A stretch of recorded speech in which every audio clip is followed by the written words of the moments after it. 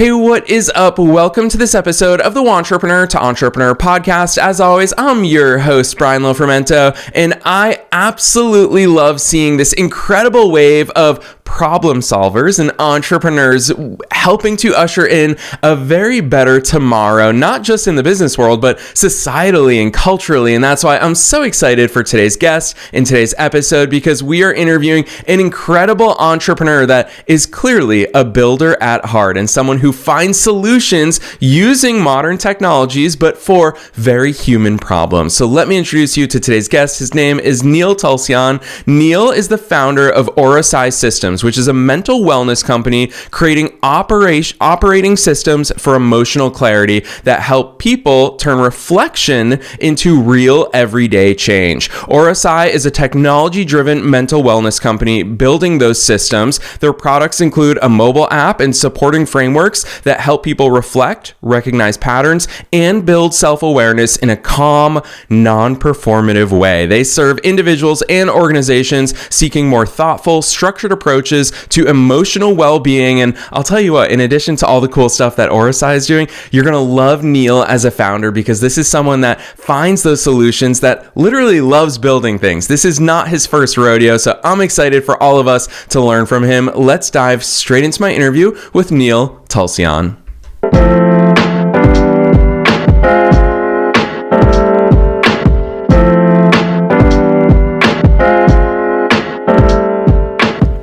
All right, Neel, I am so very excited that you're here with us today. First things first, welcome to the show. Thank you so much for having me. I'm super excited to be here.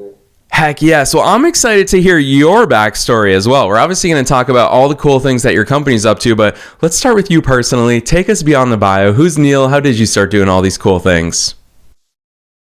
So I always wanted to be a startup founder. I always used to say in middle school I want to start my own business. Didn't know what it was, but always knew that's what I wanted to do. And, throughout some struggles in high school and college, I graduated during 2020 from high school. So for me, like end of high school, college wasn't your traditional high school college experience. So for me, going into college was very challenging, and ultimately I decided that it wasn't for me. And throughout my journey through my struggles from high school, I realized that I wanted to do something to help other people. And throughout different iterations of our company, different products we've tried to create, I realized that the core of everything was this idea of reflections.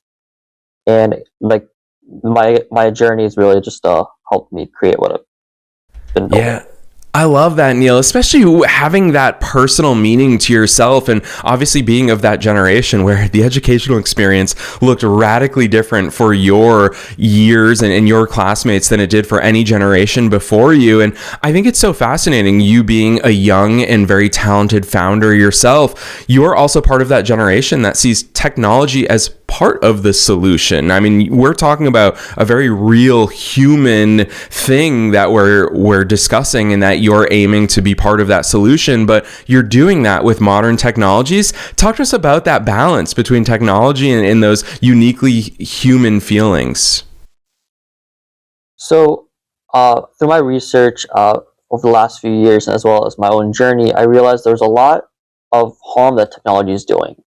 And that a lot of what I was getting information-wise was, how do you not use technology? And what I realized is, you get out of these scenarios where you're kind of in a enclosed space, you're learning all these skills why you don't need technology and how you can not use technology. But the minute you go back into everyday life, or you're feeling better, you go back to your habits of going on Instagram, be on your phone 24/7, or just constantly wasting time. So for my goal, it was to bridge that gap. Take something that take something that's on paper, old school, that works, but make it for the 21st century, because that's how you get more people to use it and how you inspire the most change.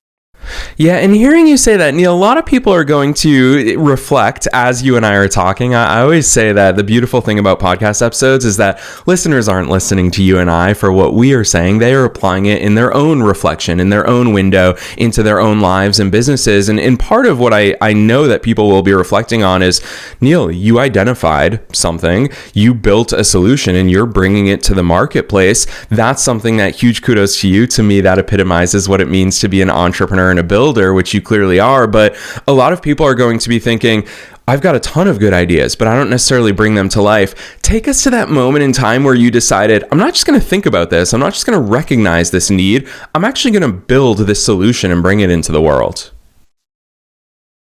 So it started we're in the age of AI. So I started with a conversation with ChatGPT, I believe back in October of 2023, where it was just a very basic framework of an idea, and then just like through, I feel like maybe like a few hundred messages over a period of few months, realized I was able to flush the entire idea out, and was able almost take like what was in my head but wasn't clear, and just make it clear enough to a point where I was able to approach a development team and saying, this is my idea, this is what I need done, let's do it.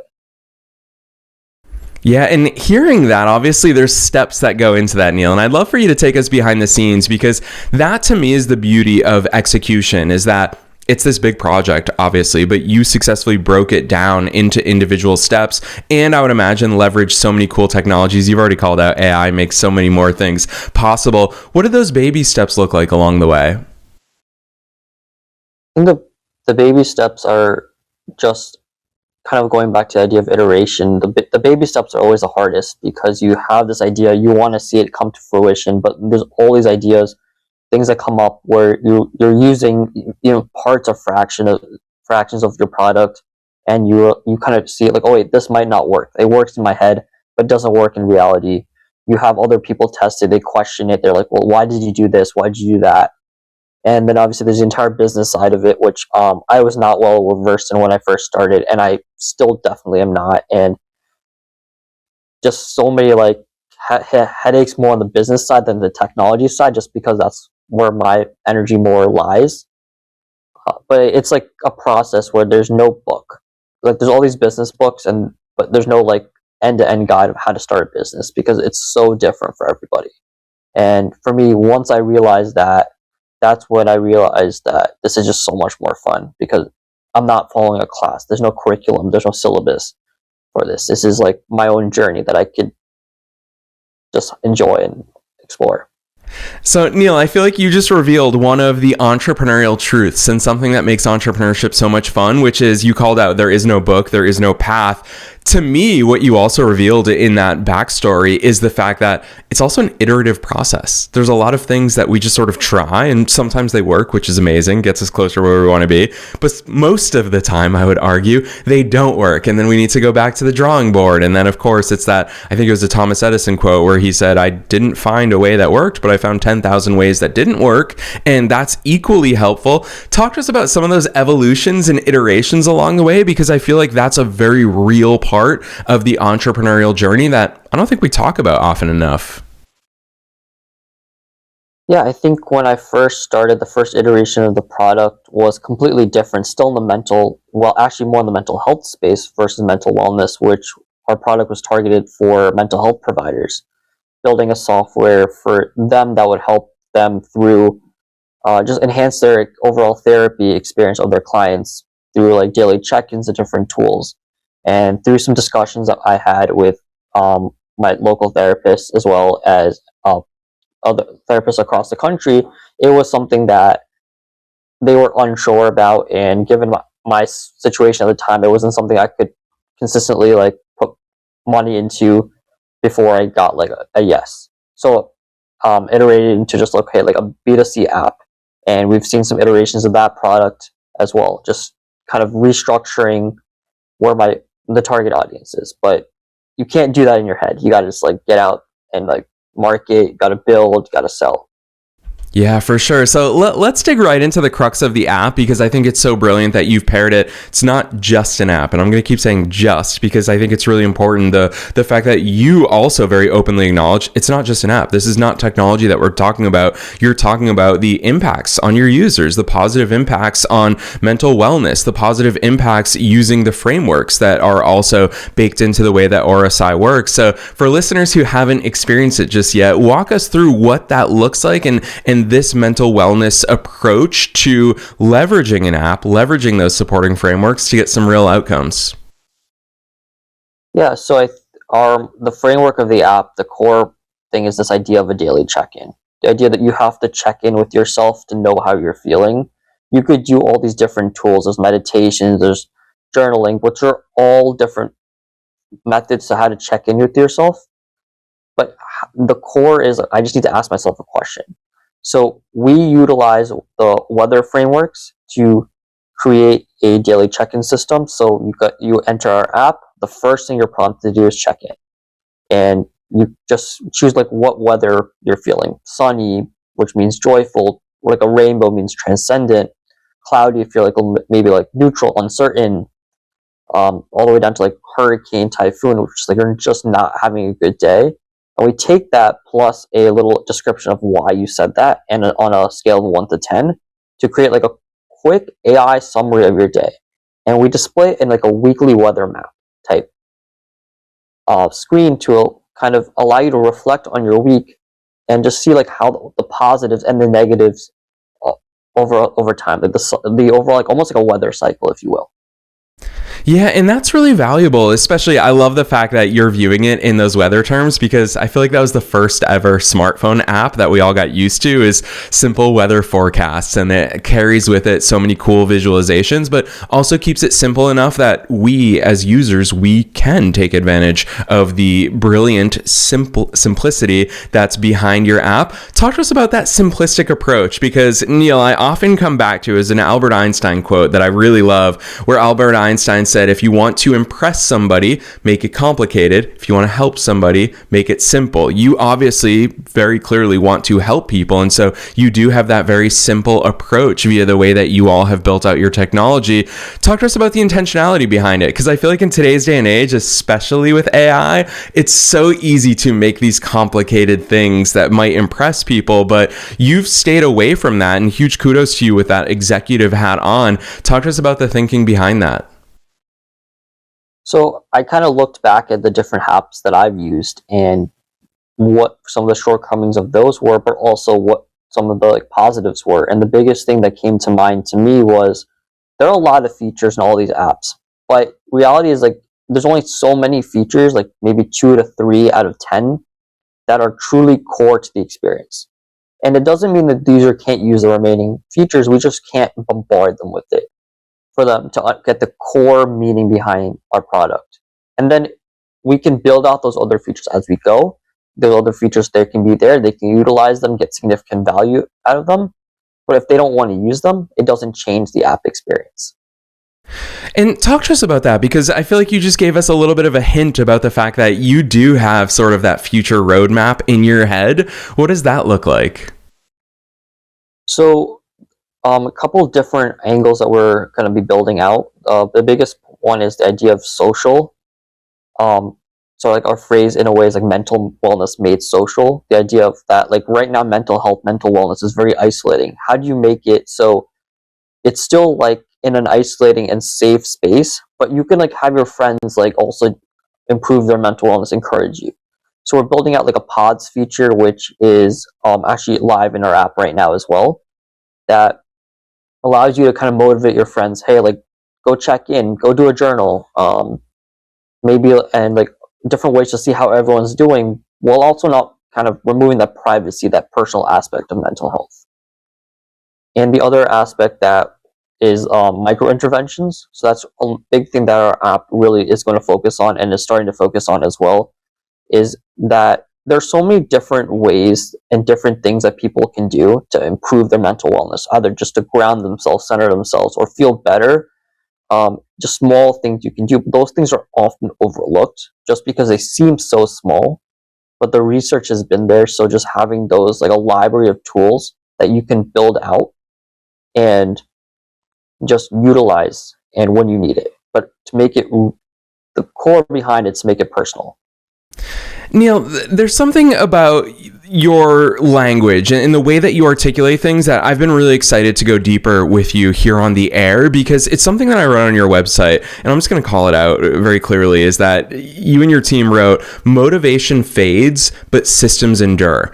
And what I really appreciate about that, as a founder myself, I fully believe that we need systems in all the ways in our businesses in order to stay on track. We can't just do things when we're excited, but especially crossing that bridge from business into mental wellness. I think how frequently, and I often call out January 1st. January 1st is the one time a year where we're just like, all right, I want to get better at these things. I want to do these things. And hopefully we can turn that into a habit. But really, we're relying on that buzz and that hype around New Year's resolutions. Whereas it's really clear to me in the way that you've built out AurePsi that you believe, no, this needs to be a consistent thing. It cannot live on hype because it will inevitably die down if we rely on that. Talk to us about the systems component of this, because I would imagine that there are a lot of pros of having an app in the fact that you have notifications and the fact that you can keep streaks. But I really want you to share with listeners your philosophy and emphasis around systems, because I think that's something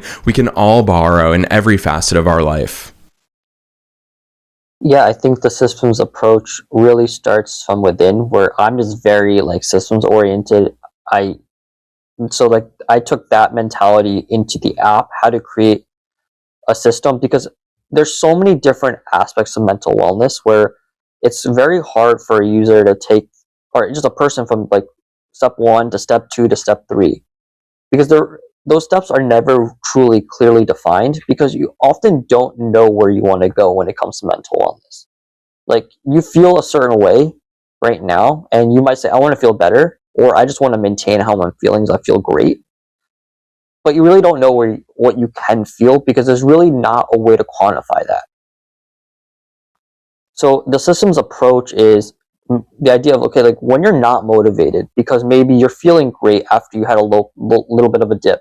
So you're like, okay, well, why do I need to keep doing it? Or maybe you're feeling low, you're not feeling great, so you don't have that motivation to get started. We want to make it easy for you to just do it and get started, and I don't want to say just feel better, but like get yourself on a path to feeling better and doing those other things that you can do to feel better. Yeah, really well said. And especially thinking about that, all the possibilities for all of us in our day-to-day lives. Obviously, attention is limited. Time is the most precious resource that we all have. There's so many decisions that we could make. And I think that you come at it from such an interesting angle as a founder, as a young, again, I'm calling that out because I think there's so much value in that, is that you see, I mean, think about how many stressed students there are right now. Think about how many people are sitting in college classrooms wondering, am I going to get that summer internship? Am I going to get this job upon graduation? There's financial concerns. I graduated with a ton of student loan debt. That felt like a weight on my shoulders for so long. It actually kept me from doing a lot of the things that I really wanted to be doing. Neel, talk to us about these real world dilemmas that you have operated on, because it's very clear to me, and I'm excited for listeners to go check out your website, to check out all the cool stuff that you guys are up to. We'll drop those links at the end, but I want you to talk to us about your very real understanding of these human dilemmas and human situations, and how you've baked all of that into the way AurePsi operates. So there's a lot of research that Gen Z, I believe, is the most stressed out generation, and that our generation, like the young adults, college students, are more stressed out than actually our parents' generation, like, or even our grandparents' generation, which really hit me. I was like, which is shocking to think about. And from that perspective, like, okay, we're looking for jobs. We're in the age of AI, so many jobs are being replaced, and so many people are stressed out. I can't find a job. I have so much student loan debt, but it was never, all these solutions were never targeted at how do I feel better so I can like look at this issue with a clear mind. So we're not going to say if you can't get a job or you can't find that summer internship, that doesn't change with using our app, unfortunately.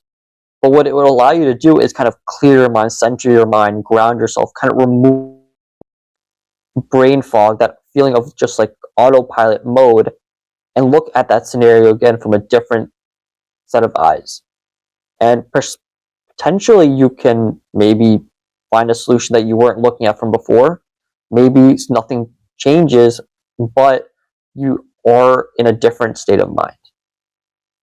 Yeah, and it's something that I find myself even doing as a founder, is I call it taking inventory. You know, Amazon, for example, they take inventory of all of their books and all of their products in their warehouses. But Neel, it's all too rare for us on a personal level to take inventory of our businesses, and especially, I'll extrapolate it, to take inventory of our lives. And so I think that mere action of saying, hey, let's check in. Let's take inventory today. I think that's really powerful. And I'm going to use that as a segue because I also want to talk to Neel, the founder, while you're with us today. And I want to talk to you about how this journey, and obviously you've built SaaS products before, but this journey, I would imagine that it's also testing all of the things that you've learned up to this point. What has your journey, founder, been like as far as the things that met expectations and maybe some of those things that make you reflect and go, holy cow, this is a challenging testing point, and I have to rise to this occasion, and I have to put myself in uncomfortable positions and test things.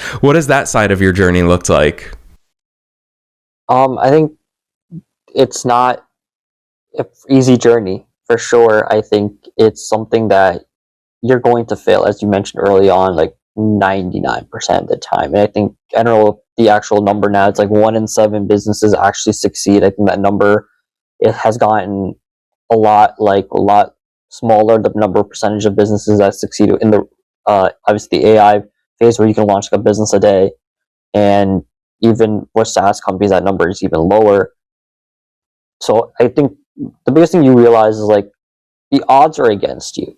The odds are always against you from day one. Not that there are other people rooting against you, it's just the reality is there's so much to do that there's not enough hours in the day, and you have to prioritize, you have to delegate, you have to say, you know what, this is not important. And sometimes you have to choose between features, different ideas, and you might get it wrong. But you just have to backtrack and say, you know, I got this wrong, admit failure. I think the biggest thing is like knowing that the odds are against you and almost utilizing that to your advantage is what I try to do. I don't know if I've done a good job of that or not, but that's kind of my goal. Yeah, and then of course we do live in this beautiful world where AI does help us. You and I have both called out the massive benefits that we as founders get to take advantage of thanks to AIs, that we have so many more resources at our fingertips. Neel, take us behind the scenes. What does AI look like in your world? I guess a combination of personally, but especially with that founder hat on as well. So I'm one of the people that loves to use different AI products, but I'm also very careful. Not because of like any like AI like hallucinations or all that, but I think it can easily replace the social connections in my life. But also just it takes away brain power, right? Like if I'm looking, like before I used to Google something, I would go to like 5 sites, 10 sites, figure out the answer. Now it's like go into ChatGPT, go ask Grok, Claude, whatever, and it spells out the answer. But then that removes that part of you that's able to take information, say, is this correct or not, deduce information, but also just search for it. So that's kind of like where I'm like skeptical about like some of the AI applications. From a business side, we love using AI. AI is integrated into our product, but we also are very careful in that philosophy of not taking too much away from the human experience. Really well said. And Neel, I'm totally going to put you on the spot while we're here together because it's a question that we get a lot from listeners, and that is about college. And I don't feel like I'm the best person to give advice here because I sat in a college classroom during freshman year and realized I'm actually not learning much. I came to business school. I thought I'd learn more about business. So what did I do? I started my first business while I was 19. And you obviously went a similar path. Although, Neel, I'm going to argue you made the smarter decision as you realized, well, I'm just not going to finish. Why would I keep paying for college when there's other things that I can build and do in the real world. I did go forth and paid for 4 years, which then put me under student loan debt, and that was a big pressure in my life. So Neel, you are far younger than me. I'm going to take advantage of you being here with us today. I suspect that the educational world is a bit behind all of these recent developments. You not only are living proof of what it means to build things and launch things in the real world, but I would imagine that you interact a lot with students who are even younger than you, or people who are even younger than you, Neel. So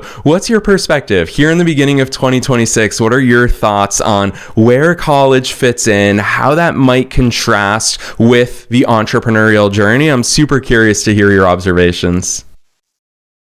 So I think if you were to ask me, I think college is not something that is 100% bad, but I also don't know if it's 100% good. I don't think every single person should go to college. I don't think every single person should not go to college either.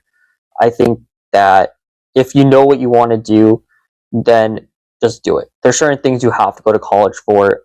Sometimes I do wish I went to college, not gonna lie. Just because there were a lot of connections I didn't make because I didn't go to college. There's certain skills I didn't learn. Pretty sure if I got like a business degree, I probably would have learned certain business like skills that I had to learn on the fly. I'm not considering the cost aspect of it in this response, but if cost is obviously separate to it. But so I think it is truly valuable for certain people. I think if you can take full advantage of it, I don't think the education side is as valuable as it was, but the overall experience with the network and the connections, social connections, the life skills that you can learn are really valuable.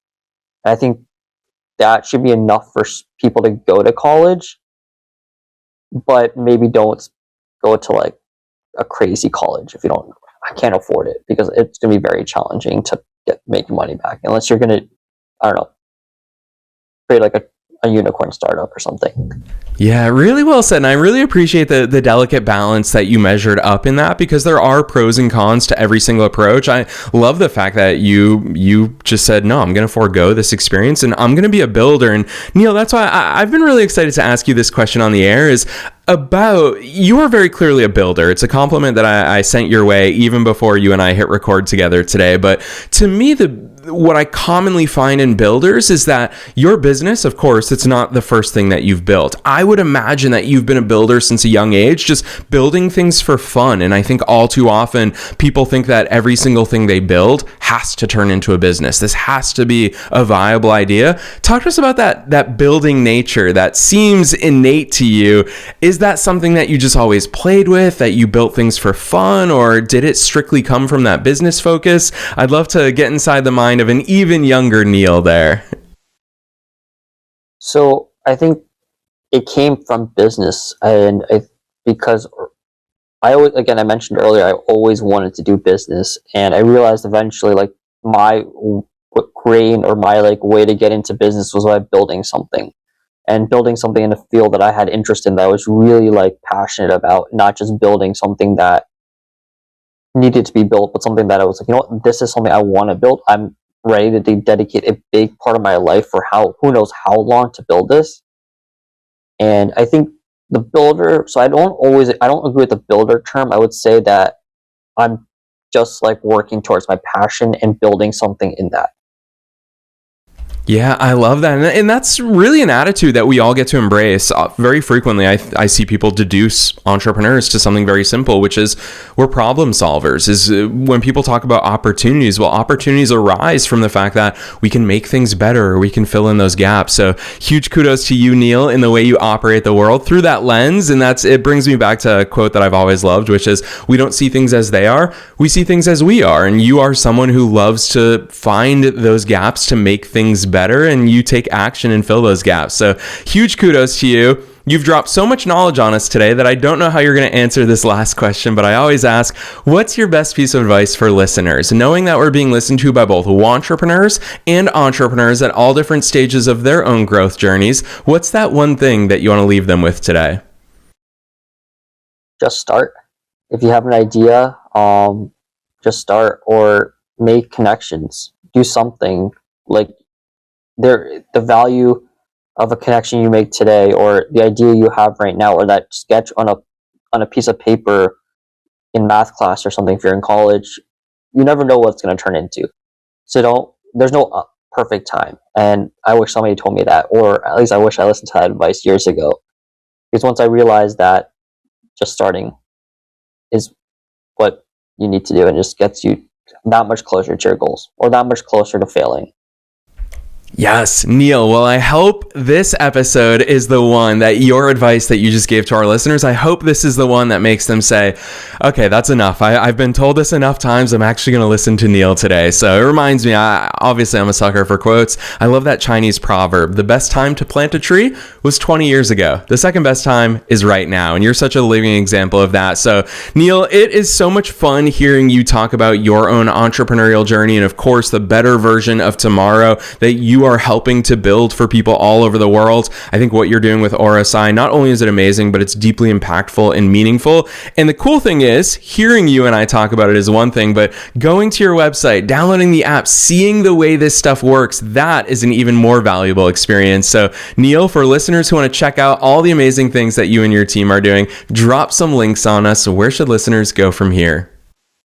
Yeah, so go to our business Instagram, which is AurePsi, AurePsi, and our website, same, AurePsi.com. Yes, and listeners, you already know the drill. We're making it as easy as possible for you to find those links down below in the show notes, no matter where it is that you're tuning into today's episode. I didn't sing Neel's praises enough during this conversation, because I'll tell you what, once you land on their website, you will see a beautiful UI, all the intentionality that you heard Neel talk about, the important role that AurePsi plays in their users' lives. You're going to see that same level of intentionality in the way that they visually display, hey, here's why this stuff matters. Here's why and how we want to set you up for success. So hearing Neel talk about the weather visualizations, for example, you're going to see it come to life on the website. So definitely check those links out down below. Otherwise, Neel, on behalf of myself and all the listeners worldwide, thanks so much for coming on the show today. Thank you so much for having me.